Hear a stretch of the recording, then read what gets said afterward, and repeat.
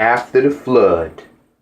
Reading about weather in books is one thing, but living through a natural disaster was another. Even though the flood was not too bad, I was not prepared for what it was really like.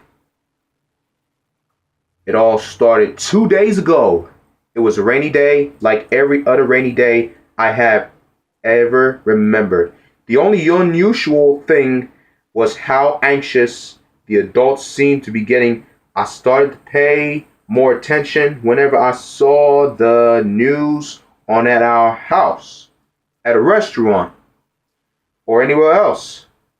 The meteorologist kept saying that the rain hadn't stopped in a long time, and it didn't look like it was going to stop anytime soon. I did not really know what that meant for us, since Mom was always saying that rain was good for all the plants. The next morning, however, I began to understand. I woke up and went down for breakfast. Unusually, Mom or Dad was already eating by the time that I woke up, but neither of them was at the kitchen table, and the lights all over the house were off. This is weird, I thought. I went to get out the milk, but there was a note on the refrigerator telling me not to open the door. And as I was wondering what I could eat for breakfast, I noticed that the rain was still going and that I could hear noises coming from the basement. I went to investigate. Peeking through the basement door, I immediately stopped. There was water down there. It didn't look like a lot, but there were toys and things flowing by. I could hear Mom and Dad's voices. Hello, what's going on down there? I called down the stairs. Good morning, Vicky. All the rain is causing some problems. The power is all over town. It is out. Our basement is flooded and seems so or close some of the roads, and lots of houses have water in them too. Dad called back. Next, a little water didn't seem too bad, and the power had gone out before, so I wasn't too worried. Mom and Dad seemed to be taking care of it. They were talking about a pump, so I think they were getting out the water out of the basement.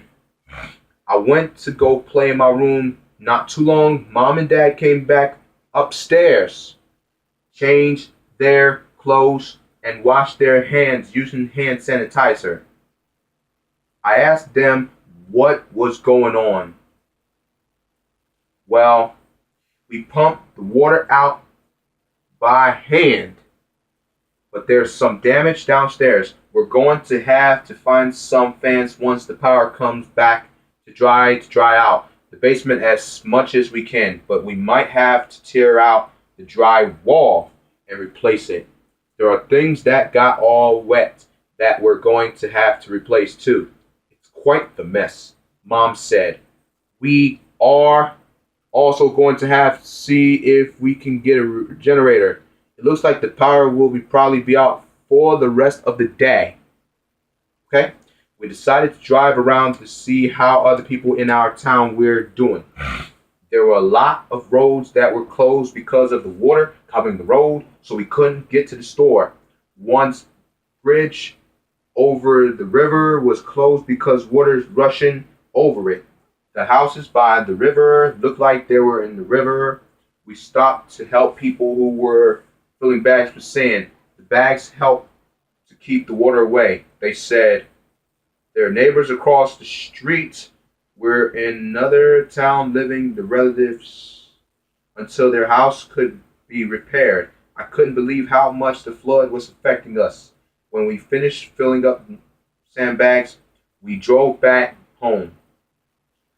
I can't believe those people lost all their clothes and household items. We should go through our stuff and see what we can donate.